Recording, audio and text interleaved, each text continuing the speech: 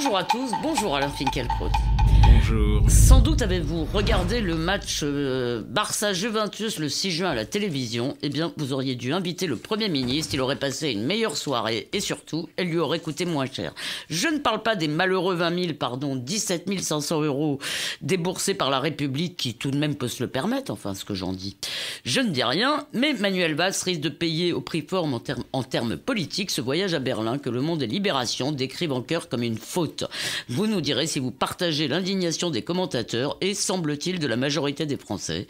Nous évoquerons ensuite le jugement du tribunal correctionnel de Lille qui, vendredi, dans l'affaire Carlton, a relaxé 13 prévenus, dont DSK, un seul écopant d'une peine de prison avec sursis. Si, selon les termes d'un avocat, ce dossier est au proxénétisme, ce Coutreau est à la pédophilie, une partie de la presse veut croire aux vertus du déballage auquel elle a participé. Et peut-être, mais peut-être aurons-nous le temps, ce n'est pas sûr, de dire un mot sur la mixité sociale et ethnique que le gouvernement entend imposer par la force en durcissant les sanctions prévues par la loi SRU sur les quotas de logements sociaux. Mais commençons par le voyage à Berlin de Manuel Valls. Alain Finkielkraut, il espérait sans doute oublier l'espace d'une soirée les querelles du PS, où il se trouvait pour le congrès. Après 4 jours de polémique, des explications entortillées sur une réunion de travail avec Platini qui n'a pas eu lieu, le Premier ministre a annoncé jeudi qu'il débourserait 2 500 euros pour le voyage de ses enfants, de ses 2 fils qui étaient donc dans l'avion. Nul ne l'ignore aujourd'hui et aujourd'hui, donc, il reconnaît dans le journal du dimanche avoir commis non pas une faute, mais une bourde, tandis que le président de la République lui renouvelle sa confiance et déclare dans Sud-Ouest, me semble-t-il, oui, dans Sud-Ouest, que la polémique est close. Cependant, selon un sondage Eudoxa, 2 tiers des Français pensent que cette escapade était grave. Alors, tout d'abord, toute petite question, est-ce que le match valait le coup, Alain Finkielkraut? Est-ce que vous l'avez regardé? Je crois que nous en avons parlé la dernière fois. Bon. J'ai essayé de regarder le match, mais comme je vous l'ai dit, oui, les joueurs de football sont aujourd'hui devenus irregardables. Donc c'est Mad Max, et j'ai du mal. Je trouve que Messi est un joueur immense, mais le graffiti qu'en guise de tatouage il a sur l'avant-bras, c'est pour moi vraiment très pénible. Donc je n'ai regardé que la première mi-temps. Oui. Mais revenons-en. Voilà. À alors est-ce que c'est 20 000 euros mérités? Mais je crois que ce fut un très beau match. Je crois que ce fut un très beau match. D'accord. Est-ce que les 20 000 euros méritaient autant de bruit? Et puisqu'on nous parle de mensonges et de morale, est-ce que ce qui s'est passé sur le collège n'est pas moralement plus grave que cette escapade berlinoise? Votre question contient sa réponse. Non, c'est la mienne, en fait. Oui, donc, voici la mienne. Voilà. Depuis la glorieuse anaphore du candidat Hollande, moi, président de la République, le gouvernement a voulu afficher sa rupture avec les débordements et les dérèglements de l'ère sarkozyste. Valls, avec ce voyage à Berlin, a, au fond, trahi cette promesse. Il a transgresser ses propres règles. Ce n'est pas moi qui le condamne, ce sont les critères qu'il a lui-même fixés. J'ajoute que les militants socialistes sont fondés à lui en vouloir de quitter le congrès de leur parti pour la finale de la Champions League, car c'est une désinvolture d'autant moins justifiable que le parti de la majorité se lézarde et qu'il doit faire tous ses efforts pour le ressouder. Enfin, peut-être qu'il voulait aussi montrer que, comme la plupart des Français, un bon match de foot l'intéresse plus que les débats du PS. Oui, ce que je peux comprendre, mais étant donné sa position, il n'a pas le droit de le manifester, précisément. Parce que ce parti vote les lois de son gouvernement, donc il ne peut pas. Mais quand bien même on qualifierait ce voyage de faute, et pas seulement d'erreur ou de maladresse, il y a quelque chose d'affligeant, de navrant à voir les médias lui consacrer l'essentiel de leurs commentaires, de leurs analyses, de leurs débats, et avoir l'opinion saisie du problème par sondage, la semaine même où Daesh s'empare de Sirte, la ville natale de Kadhafi, et s'installe aux portes de l'Europe. Et ça n'a pas fait une une. Voilà. Et la politique, c'est le souci du monde. Le monde prend une tournure toujours plus inquiétante. Et la France vit au rythme des petites affaires et des pseudo-scandales. Cette insouciance me donne le vertige, si vous voulez. Tout d'un coup, voilà, le monde est en ébullition et j'ai l'impression d'habiter Clochemerle. Alors, tel est le commentaire que m'a inspiré dans un premier temps le voyage à Berlin de notre Premier ministre. Et puis, un ami m'a fait lire la page du journal quotidiennement mis en ligne par Renaud Camus, consacré à cette affaire. C'est votre surprise? Oui, c'est ma surprise parce que je me suis rendu compte qu'il y avait quelque chose d'autre à dire. Voilà. Je me crois intelligent, mais il y a des fois où je dois me rendre compte que mon intelligence a ses limites. Et en tous les cas, vous êtes très numérique. Oui, je suis numérique grâce à des proches. Donc, dit-il, je ne trouve pas digne du chef de gouvernement d'un grand pays d'aller se compromettre, et le lendemain encore au stade Roland-Garros, dans ces milieux du sport-spectacle qui sont gangrenés jusqu'à la moelle et se trouvent à l'épicentre de l'industrie de l'hébétude. Le seul sport que devrait soutenir, selon moi, un homme d'État et tâcher de répandre dans la nation, c'est l'exercice personnel, individuel, ou bien, pour les activités collectives, les jeux, parties et tournois des équipes d'amateurs. Ça, je pense que c'est très juste. Mais il dit, ce qui est reproché à Valls, ce n'est pas cela. Vous l'avez dit, c'est la dépense, 19 000 € ou 17 000 € mise indûment à la charge du contribuable par l'usage d'un avion Falcon de fonction pour ce qui ne serait qu'un voyage privé. Enfin, et les attaques... 17 000 ou même 20 000 €. Oui. Alors, et les attaques... Moi, la République, je peux me le permettre, non? Voilà. Les attaques se concentrent sur la présence dans l'avion des 2 fils du Premier ministre, qui auraient voyagé gratuitement aux frais de l'État. Renaud Camus dit, un peu comme vous le laissiez entendre, que la vie politique qui implique tant de charges, d'ennuis, de corvées et de sacrifices doit aussi avoir ses petits plaisirs et ses avantages, y compris pour l'entourage. Je pense surtout aux plaisirs poétiques, romanesques, à commencer par la jouissance privée, un moment privatisé de lieux publics ou d'une domaine public d'une grande beauté. Alors ça, ce n'était pas le cas, mais oui. Non, je voudrais juste dire qu'à mon avis, la façon dont ça s'est passé, c'est tout simplement que concrètement, si vous voulez, ce sont les services de l'État qui organisent les déplacements du Premier ministre. Il y a des questions de sécurité. Je ne suis pas sûr, si vous voulez, qu'il y avait... Bien sûr. Mais là, je voudrais vous lire le passage le plus savoureux de ce texte et, à mon avis, le plus percutant.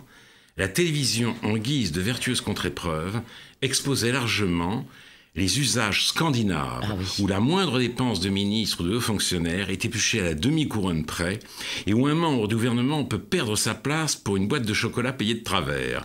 Je crois n'être pas suspect de scandinavophobie, et en effet, il a consacré 2 volumes des Demeures de l'Esprit à la Suède, à la Norvège et au Danemark, mais je dois dire trouver parfaitement ridicule, et même pire, le mot qui me vient à l'esprit est minable, que j'essaie en général d'éviter, cette surveillance épicière et tatillonne. Ce qui s'observe et s'exerce là, une fois de plus, sous couvert de rigueur démocratique et comptable, c'est la dictature de la petite bourgeoisie. Cette classe acrimonieuse et tyrannique ne peut pas supporter qu'on ne soit pas comme elle, qu'on ne vive pas comme elle, surtout si on l'appartient. Or, tout le monde lui appartient, au moins culturellement, elle y veille. Elle veut, pour la gouverner, des petits bourgeois exemplaires, non par la vertu, mais par la médiocrité de destin. Et je trouve ce passage absolument admirable, parce que il en dit long sur l'esprit envieux de l'époque. Oui, il faut savoir ce sont les passions tristes, c'est ce que vous dites. Oui, les passions tristes, et il faut savoir que la beauté en Europe, la beauté qui nous reste en Europe, n'a pas été produite par l'égalité. Elle n'est pas une résultante de l'égalité. Mais cela, on l'a oublié, et on voudrait nous présenter la classe politique scandinave comme absolument exemplaire.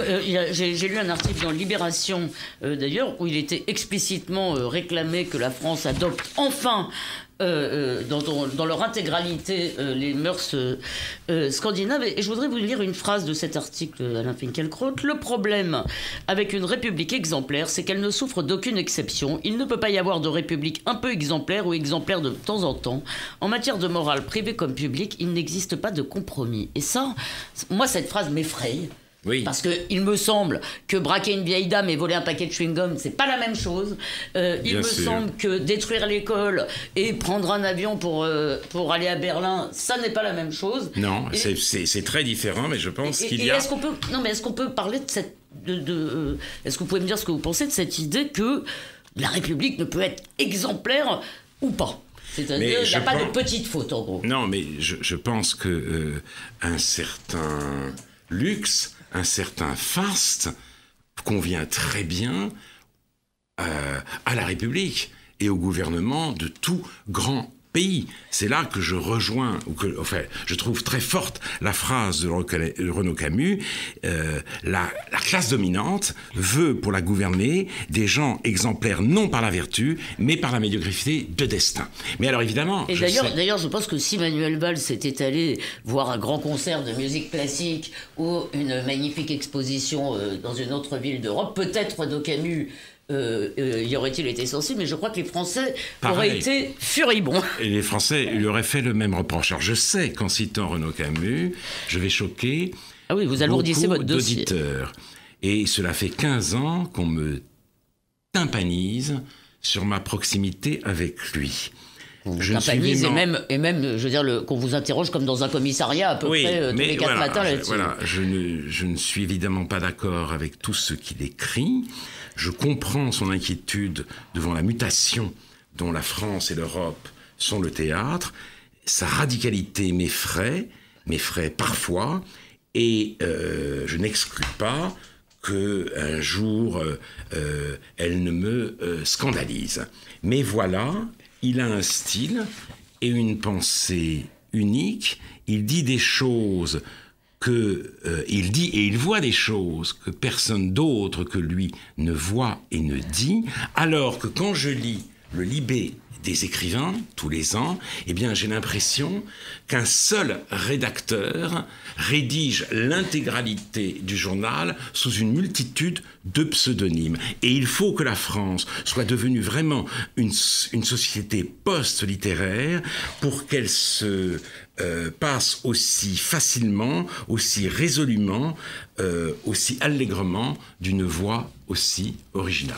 Voilà ce que je souhaitais dire sur cette question. Juste peut-être dernière question avant de passer au procès de Lille. Est-ce que dans le fond, si vous voulez, ça n'est pas...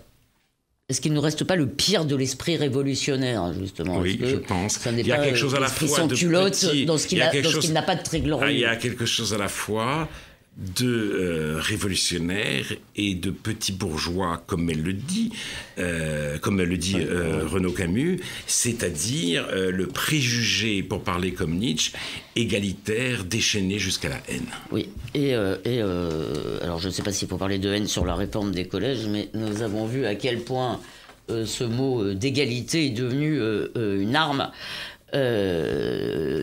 pour disqualifier l'adversaire. Mais venons-en au jugement de Lille, donc après une instruction à rallonge, qui, comme toujours, s'est déroulée à ciel ouvert au rythme des révélations, je dis ça entre guillemets, des journaux, des SMS, du grand déballage. Le tribunal a donc relaxé 13 des 14 prévenus pour proxénétisme aggravé en bande organisée, donc un délit quand même tout de même très grave. Le 14e, ancien directeur des relations publiques de l'hôtel Carlton, ayant pour sa part écopé d'1 an de sursis. Et pour l'avocat de ce dernier, René Koichfer, je n'ai pas noté son nom, pardon. Donc pour l'avocat de ce dernier, ce dossier est au proxénétisme, ce Coutreau est à la pédophilie, tandis que beaucoup dénoncent un fiasco judiciaire. Et dans leurs éditoriaux, là je vais encore parler du Monde et de Libération, eux tentent au contraire de sauver le procès, sans doute pour empêcher que l'on fasse celui de la presse qui s'est prêté avec gourmandise au grand démallage. Alors, en tout cas, les magistrats lillois, il faut quand même bien admettre qu'ils n'ont pas cédé à la pression de l'opinion. Alors, est-ce que c'est un fiasco judiciaire ou au contraire, est-ce que ça devrait nous donner confiance dans la justice de notre pays, Alain Finkielkraut? Alors, j'ajoute un mot que j'ai oublié sur... l'affaire Valls. Ah, vous avez l'esprit d'escalier, voilà, peut-être. Ce sont les dernières lignes du texte de Renaud Camus, que Manuel Valls ait fait profiter ses fils de 2 places vacantes dans son avion ministériel. Je trouve cela plutôt sympathique et gentil personnellement. En tout cas, ce n'est pas du tout ce que je lui reproche. Alors venons-en à Dominique Strauss-Kahn. À l'issue de cette dernière audience, il s'est penché, je crois, vers sa fille et il a dit « Tout ça pour ça, quelle destruction !» Dominique Strauss-Kahn, avec d'autres accusés, était renvoyé en correctionnel pour proxénétisme aggravé, 2 ans et demi d'instruction, des milliers de procès-verbaux, de réquisitions téléphoniques. Et bien plus de 20 000 euros. Et bien plus de 20 000 euros. Hein. Oui, de centaines d'heures d'audition, de confrontation, donc. Et tout ça, pour ça, comme il le dit, il ne reste rien, ou presque. Alors justement, Pascal Robert Diard, dans Le Monde, explique que les 30 pages qui constituent la motivation du jugement s'adressent moins aux prévenus qu'aux juges qui ont instruit le dossier. Ces 30 pages sont une cruelle leçon de droit. On sait tout désormais, en effet, sur les débats de DSK avec une prostituée nommée Jade dans un hôtel de Belgique, ou ces nuits à Washington. Mais tout ça est éliminé d'une phrase. Les prévenus sont poursuivis pour des infractions commises à Lille et sur le territoire national. Les magistrats instructeurs ont voulu surtout punir une sexualité hors norme. Et je vous rappelle d'ailleurs, c'est un détail mais qui dit long sur leur état d'esprit, dans les interrogatoires, il apparaissait qu'elles étaient absolument convaincues que les femmes étaient des prostituées et que Dominique Strauss-Kahn le savait parce que, disait-elle, elle pratiquait la sodomie. Ben voilà. Donc ça dit un peu le type de monde d'une femme honnête, bien sûr. Mais ce qui est intéressant... Ça dit un peu le monde qu'elles ont dans la tête, si vous voulez. Ce qui est intéressant, justement, donc les magistrats instructeurs ont voulu punir une sexualité hors norme, la sodomie. Or, prenons un peu de recul. Les sodomites, comme on disait, ont été persécutés pendant des siècles. Avec la Gay Pride, ils ont retrouvé leur honneur, ils sont réhabilités. Donc, nous vivons cette situation très extraordinaire que les sodomites, ce sont les gays, mais la sodomie hétérosexuelle est aujourd'hui poursuivie, traînée devant les tribunaux. Voilà, je ferme cette parenthèse, je pense qu'elle peut amener à réfléchir. L'avocat Giugni, je voudrais ajouter l'avocat Giugni qui a dit maintenant les hommes, ou je crois que c'est l'avocat Giugni, mais qui a dit les hommes vont devoir réfléchir à ce qu'ils font. Voilà. C'est quand même une phrase un peu... Alors, c'est un nouveau fiasco judiciaire qui me semble témoigner de la corruption idéologique d'une grande partie de la magistrature. D'Eva Joly au juge Gentine, eh bien, on n'instruit qu'à charge, et quelquefois de manière complètement délirante, quand il s'agit de faire plier les puissants ou de ceux qui se passent pour tels. Donc, j'en conclus que si l'instruction devient pour ces raisons idéologiques-là, inquisitoriales en France, alors il faut absolument en finir avec ce système, choisir un système accusatoire. Beaucoup le demandent depuis longtemps. Trop de fiascos judiciaires se sont accumulés pour qu'on laisse les choses en l'état, d'autant plus aujourd'hui que les magistrats et tuteurs ne répondent jamais des saccages qu'ils commettent. L'exemple du juge Burgot en témoigne. Il a été promu. Il est aujourd'hui à la Cour de cassation. Oui, juste quand même une petite objection, votre honneur, qui est que vous avez dit une grande partie de la magistrature. Je vous rappelle que seulement 4% des affaires passent par un juge d'instruction et qu'en fait, vous avez cité quelques noms qui ne sont peut-être pas une si grande partie de la magistrature. En tous les cas, c'est une infime partie des juges français qui est aujourd'hui... Je ne crois pas, je ne suis pas sûr que ce soit une infime partie. Je sais en tout cas que cette forme-là, ce système est aujourd'hui défendu bec et ongle par une partie de la presse. Et ce numéro du Monde est très intéressant, c'est le numéro d'aujourd'hui, parce que vous avez un article extrêmement intéressant et même magnifique de Pascal Robert Diard. De Pascal Robert Diard, qui montre l'étendue du désastre, et vous avez un éditorial qui prend le contre-pied de l'article pour dire les vertus du procès. L'affaire DSK n'est pas un raté procédural, mais une vérité judiciaire.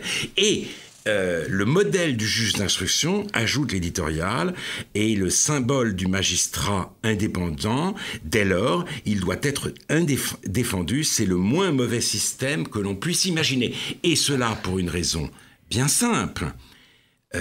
C'est qui balance aux journalistes. Les deux journalistes d'investigation du Monde, L'Homme et Davet, je crois, les Dupont, ou devrait-on sur dire... Sur DSK, c'était Raphaël Baquet. Oui, mais eux, attendez, les Dupont, les Plenel, en fait, du Monde, eh bien, ceux-là ont besoin des juges d'instruction parce qu'en guise d'investigation, ils reçoivent toutes leurs écoutes, tout leur travail, et c'est grâce à eux qu'on retrouve, par exemple, les conversations de Claude Guéant avec ses proches dans les colonnes de leur journal. Donc, ces gens se rendent service, ils ont exactement la même idéologie, ils travaillent la main dans la main, et précisément, et c'est aussi la main dans la main qui nous explique que le plus grand danger que nous courons, c'est la NSA, où ce sont les nouveaux moyens de surveillance dont l'État se dote aujourd'hui pour lutter contre le terrorisme.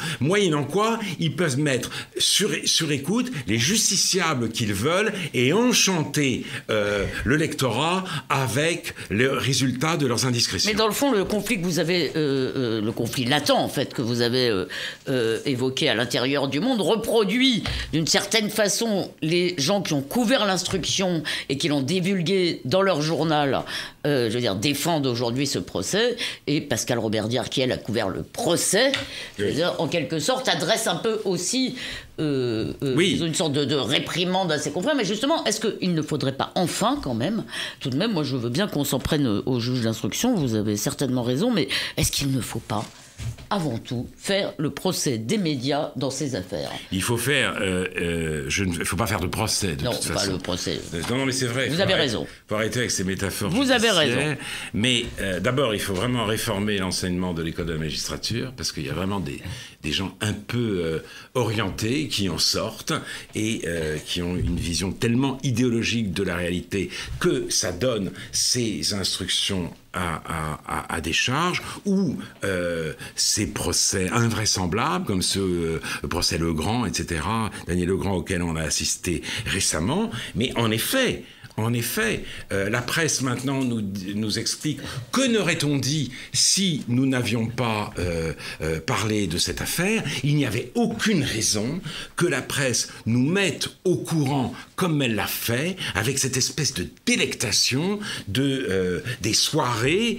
des SMS, des soirées... Des SMS et des soirées de Dominique Strauss-Kahn. Elle pouvait dire les investigations se poursuivent. Elle n'avait pas besoin de cela. Il a vécu l'enfer pendant plusieurs années. Il n'est pas le seul dans ce cas, et la presse devrait être amenée à réfléchir sur ses propres pratiques. Elle ne le fera pas. La presse instruit à charge, évidemment. Bien sûr. La presse instruit à charge, un peu comme les juges d'instruction, malheureusement. Vous voulez dire un mot ? Elle instruit à charge, encore une fois, quand il s'agit de ceux qu'elle croit être les puissants, et quand elle peut...